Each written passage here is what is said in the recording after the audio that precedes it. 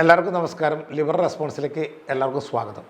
ശുംബ എന്നാൽ പാട്ട് വെച്ചുള്ള ഡാൻസ്. നന്നായി മേലനങ്ങണം, ശരീരം വളയ്ക്കണം, പുളയ്ക്കണം. അതിന് സൗകര്യം അല്പവസ്ത്രമാണ്. ഇങ്ങനെ വളയുകയും പുളയുകയും ചെയ്യുമ്പോൾ തൊട്ടടുത്ത് എതിർലിംഗത്തിൽപ്പെട്ട ആളുണ്ടെങ്കിൽ സ്പർശനമുണ്ടാകും, ടച്ചിങ്. ആൺകുട്ടികൾ പെൺകുട്ടികളെയും പെൺകുട്ടികൾ ആൺകുട്ടികളെയും സ്പർശിക്കും. വീണ്ടും വീണ്ടും ടച്ചിങ്. ഈ ടച്ചിങ് എന്നത് ഒരു നിസ്സാര കാര്യമല്ല. ആൺ ശരീരത്തിൽ നിന്നും പെൺ ശരീരത്തിലേക്കും തിരിച്ചും കൾച്ചറൽ ട്രാൻസ്മിഷൻ ധാരാളമായി ഉണ്ടാകും. വികാരങ്ങളുടെ വേലിയേറ്റങ്ങൾ വേറെ ഉണ്ടാകും. ഇത് കുട്ടികളുടെ ധാർമ്മിക മൂല്യങ്ങളെ നശിപ്പിക്കുന്നു. വിദ്യാർത്ഥികളുടെ ധാർമ്മിക മൂല്യങ്ങൾ നശിച്ചാൽ വിദ്യാലയങ്ങൾ നശിക്കുന്നു. വിദ്യാലയങ്ങൾ നശിക്കുന്നതിലൂടെ കേരളീയ സംസ്കാരം നശിക്കുന്നു. കേരളീയ സംസ്കാരം നശിക്കുന്നതിലൂടെ ഭാരതീയ സംസ്കാരം നശിക്കുന്നു. ഭാരതം നശിച്ചാൽ പിന്നെ ലോകം നശിച്ചു. അങ്ങനെ ലോകാവസാനത്തിന് കാരണമാകുന്ന ഒരു കാര്യവും ഒരിക്കലും സമ്മതിക്കാത്ത ഏക മതമാണ് ഇസ്ലാം. ഇവിടെ ചിലർ ചോദിക്കാറുണ്ട്, ഈ ഇസ്ലാം മത നേതാക്കൾ എന്തുകൊണ്ട് ആണും പെണ്ണും തമ്മിൽ സ്പർശിക്കുന്നുണ്ടോ എന്ന് നോക്കി എപ്പോഴും നടക്കുന്നു എന്ന്. ആ $1 മില്യൺ ചോദ്യത്തിനുള്ള ഉത്തരമാണ് ഇപ്പം ഞാൻ പറഞ്ഞത്. ഈ മുസ്ലിം സമുദായത്തിലെ ആയിരക്കണക്കിന് വരുന്ന മത നേതാക്കന്മാർക്കൊന്നും ഇതറിഞ്ഞൂടാ. മൗല്യമാർക്കോ മുല്ലമാർക്കോ ഇമാമിനോ ഉസ്താദുമാർക്കോ ഖത്തീബുമാർക്കോ പാലിശ്ശേരിമാർക്കോ ഖാസിമാർക്കോ മുക്തിമാർക്കോ ഷേഖുമാർക്കോ ശൈഖുനമാർക്കോ പോട്ടെ, ഇനി രാഷ്ട്രീയത്തിലേക്ക് വന്നാൽ സാഹിബുകൾക്കോ തങ്ങന്മാർക്കോ ഇതുവരെ ഒരിക്കലും അവർക്ക് ഉത്തരം പറയാൻ കഴിയാത്ത ചോദ്യത്തിനുള്ള ഒരു ഉത്തരമാണ് ഈ ഉള്ളവൻ കഷ്ടപ്പെട്ട് പറഞ്ഞത്.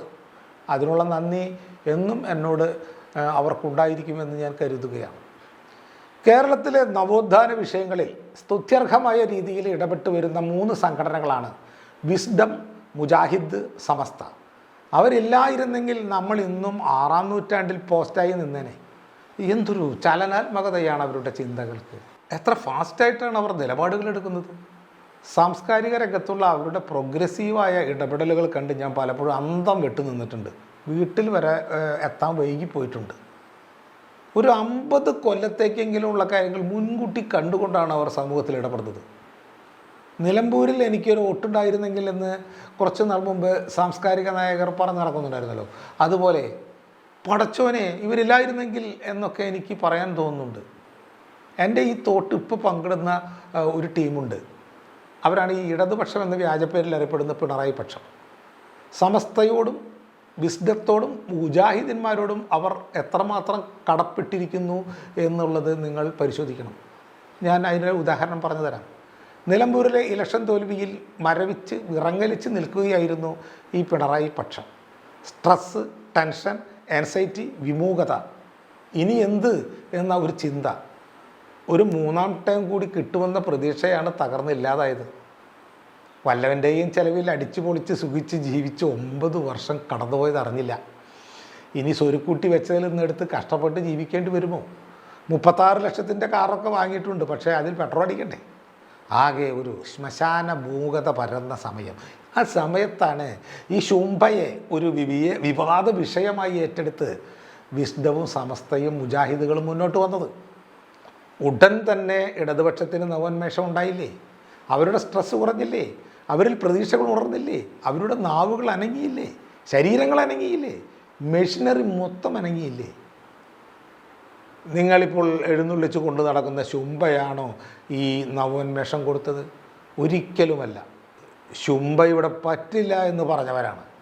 ഉന്മേഷമുണ്ടാക്കാൻ ശുംഭയുടെ ആവശ്യമില്ല എന്നതിന് വേറെ തെളിവെന്ത് വേണം? അപ്പോൾ ഇനി ശുംഭ വേണ്ട. ലോകാവസാനം അഥവാ ഖിയാമത്ത് അതുണ്ടാക്കുന്ന ഒന്നും നമ്മൾ ചെയ്യരുത്. ചിലർ പറയും ഖിയാമത്ത് എന്നത് ഇസ്ലാമിൻ്റെ ഒരു വിശ്വാസം മാത്രമല്ലേ. പക്ഷെ നമ്മളങ്ങനെ വെറുതെ പരീക്ഷിക്കേണ്ട കാര്യമില്ല. നിസ്സാര കളിയല്ലത്. ലോകാവസാനം എന്നത് വെറുതെ മതജീവികൾ പറയുന്ന ഒന്നാണെന്ന് പറഞ്ഞ് യുക്തിവാദികളെ പോലെ നമ്മൾ തള്ളിക്കളഞ്ഞാൽ ശരിക്കും ലോകാവസാനം വന്നാൽ ഈ യുക്തിവാദികൾ എന്തു ചെയ്യും? അറ്റ് പ്രസൻറ്റ് നമുക്കിവിടെ എന്താണ് ആവശ്യം? നവോന്മേഷം ഉണ്ടാക്കണം, സ്ട്രെസ്സ് കുറയ്ക്കണം, കുട്ടികൾ ലഹരി തേടിപ്പോകുന്ന സാഹചര്യം ഒഴിവാക്കണം. അതിന് ശുംഭയേക്കാൾ എളുപ്പമുള്ള മറ്റു മാർഗങ്ങളുണ്ടല്ലോ. അതുപോലെ ബദലുകൾ ഇഷ്ടം പോലെയാണ്. ഉദാഹരണത്തിന് കുട്ടികൾക്ക് എപ്പോഴാണ് ഈ സ്ട്രെസ്സ് ഉണ്ടാവുക? ഉറപ്പായിട്ടും പഠനഭാരം കൂടുമ്പോഴാണ്. എന്ന് കരുതി നമുക്ക് സിലബസ് വെട്ടി കുറച്ച് രക്ഷപ്പെടുത്താൻ പറ്റില്ല. ഇത് മത്സരത്തിൻ്റെ ലോകമല്ലേ. ഇവിടെ നമ്മൾ സിലബസ് കുറച്ചാൽ ഇവിടെ കിടന്ന് കറങ്ങാൻ ഉദ്ദേശിക്കുന്ന കുട്ടികൾക്ക് കുഴപ്പമില്ല. പക്ഷേ കുട്ടികൾക്ക് പുറത്തേക്ക് പോകണ്ടേ, അവിടെ പോയി അവരുമായി മത്സരിക്കണ്ടേ, അവൻ പിന്നെ പോവും. സോ ആ വഴിക്ക് നമ്മൾ ചിന്തിക്കേണ്ട. ഒരു ദിവസം ഒരു കുട്ടിക്ക് പഠിക്കേണ്ട പഠനഭാരം, അതാണ് നമ്മളിവിടെ കൺസിഡർ ചെയ്യേണ്ടത്. എല്ലാ ദിവസവും കാലത്ത് 9:45 കുട്ടികൾക്ക് ക്ലാസ് തുടങ്ങുന്നു.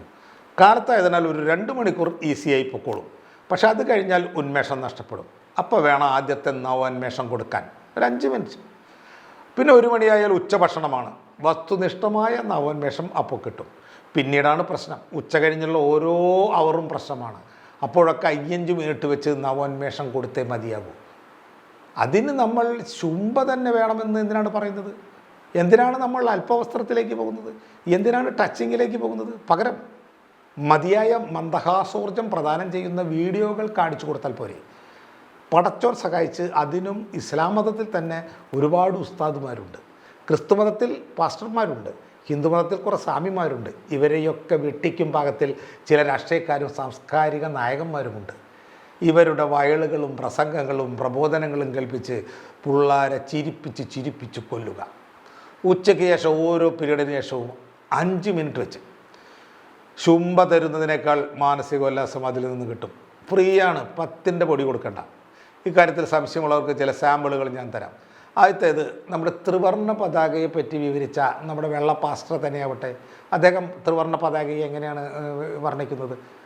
മുകളിൽ കുങ്കുമം, അടിയിൽ പച്ച, നടുക്ക് വെള്ള. എന്താണ് കുങ്കുമം? ധീരതയെയും ത്യാഗസന്നദ്ധയെയും സൂചിപ്പിക്കുന്നു. അടിക്കാനും പിടിക്കാനും തല്ലാനും കുത്താനും കഴിവുള്ളവരാണ് ആ മുകളിൽ കാണുന്ന കുങ്കുമം. ഈ താഴെ കാണുന്ന പച്ച അതല്ല, സസ്യസമ്പൂർണമായ ഭാരതഭൂമിയുടെ ഐശ്വര്യത്തെ സൂചിപ്പിക്കുന്നു. എന്ന് പറഞ്ഞാൽ ഇത്തിരി കാശും പുത്തനും ഒക്കെ ഉള്ള ആൾക്കാരാ പച്ച. പിടികിട്ടിയോ? പക്ഷെ നടുക്കിലത്തെ വെള്ളയുണ്ടല്ലോ, അത് നമ്മളാ. ഹല്ലേലൂയ. ഇത് മനസ്സിലാക്കിയവർ ദൈവത്തെ സ്തുതിക്കുന്നു. ദേശീയ പതാകയുടെ വെള്ള നടുക്ക് കൊണ്ടുവന്നവർ ആ വന്നതിന് നമ്മൾ ദൈവത്തെ വാഴ്ത്തുകയാണ്. ദൈവത്തിന് സ്തോത്രം. തീർന്നില്ല. ഈ ചക്രം ഉണ്ടല്ലോ, അധികാരത്തിൻ്റെ ചിഹ്നമായ അശോക ചക്രം, അത് വെള്ളയില. അത് പച്ചയ്ക്കും കൊടുത്തില്ല, കുങ്കുമത്തിനും കൊടുത്തില്ല. ഗ്ലോറി. ഇനി കേൾക്കണോ? ശോകം, ദുഃഖം, അശോകം, ദുഃഖം മാറുമെന്ന്. അപ്പോൾ ദുഃഖം മാറണമെങ്കിൽ വെള്ളയിൽ വരണം. പച്ചയാണേലും വരണം, കുങ്കുമമാണേലും. ദുഃഖം മാറണേൽ നീ വെള്ളയിൽ വരണം. ഹല്ലേലൂയ. ഇത് മനസ്സിലായവർക്കായി ദൈവത്തെ സ്തുതിക്കുകയാണ്. ഇത് മനസ്സിലായവർക്കായി ദൈവത്തെ വാഴ്ത്തുകയാണ്. ഇന്ന് രാത്രിയിൽ നീ വെള്ളയിൽ വരണം, യേശുവിൽ വരണം. Praise the Lord. ആമേൻ. ഇത് കേട്ടാൽ ചിരിക്കാത്ത നമ്മുടെ കുട്ടികളുണ്ടാവും. ഇനി അവർ ചിരിച്ചില്ലെങ്കിൽ നമുക്ക് സമസ്ത തിയേറ്റേഴ്സ് അവതരിപ്പിച്ച ആ ഉദ്ഘാടന നാടകത്തിൽ ഒരു പഞ്ച് ഡയലോഗ് പറയാം. 10ാം ക്ലാസ്സിലെ കുട്ടിയാ. ആരാ വിളിച്ചത്? ഇനി ആരെങ്കിലും വിളിച്ച് അപ്പം കാട്ടിത്തരാം. പെൺകുട്ടികളെയൊന്നും ഇങ്ങോട്ട് വിളിക്കണ്ട.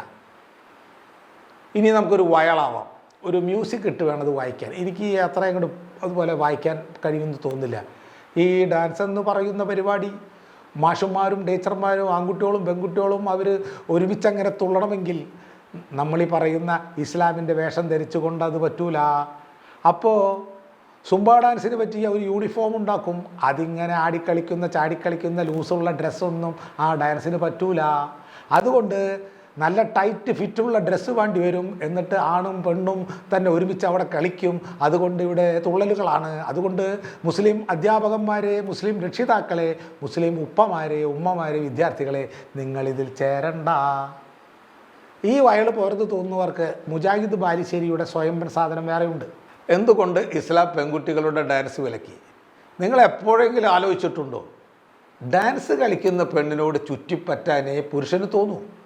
നല്ലോണം പാട്ട് പാടുന്ന ഒരു പെൺകുട്ടി മ്യൂസിക്കൊക്കെ ഇട്ടിട്ട് ഓള് ശരീരമൊക്കെ ഇട്ട് ഇളക്കി കുലുക്കി നന്നായിട്ടൊരു പാട്ടങ്ങട് പാടി അവളായിട്ട് അടുക്കാനേ പുരുഷന് തോന്നൂ. ആരെങ്കിലും പറയോ, പടച്ചോനെ ഇന്ന് ചുങ്കത്തറയിൽ ഒരു ഗാനമേള ഉണ്ടായിരുന്നു, ആ ഗാനമേള കേട്ടപ്പോൾ എനിക്ക് മനസ്സിലായി ഒരിക്കലും വ്യഭിചരിക്കരുതെന്ന്. അങ്ങനെ ഒരു മെസ്സേജ് അതിൽ നിന്ന് കിട്ടുമോ?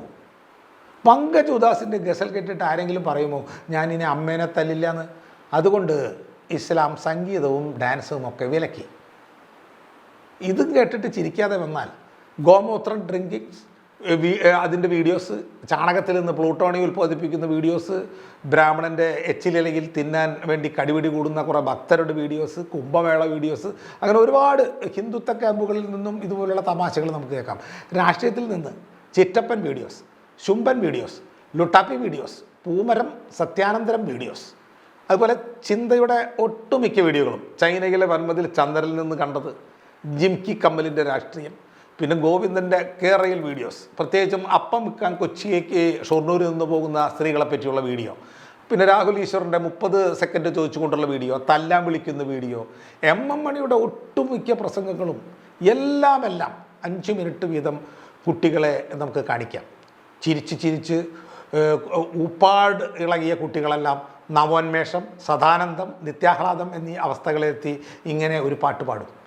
മുനിമാരും നുകരാത്ത സുഖചക്രവാളം ഉണരുന്നു പുളകിതം മമ ജീവനാളം. ഇങ്ങനെയാണ് കാര്യങ്ങളെങ്കിൽ പിന്നെ എന്തിനാണ് ശുംഭ എന്ന് ചോദിച്ചുകൊണ്ട് ഈ ലിബറൽ റെസ്പോൺസ് ഇവിടെ അവസാനിക്കുകയാണ്. നന്ദി, നമസ്കാരം.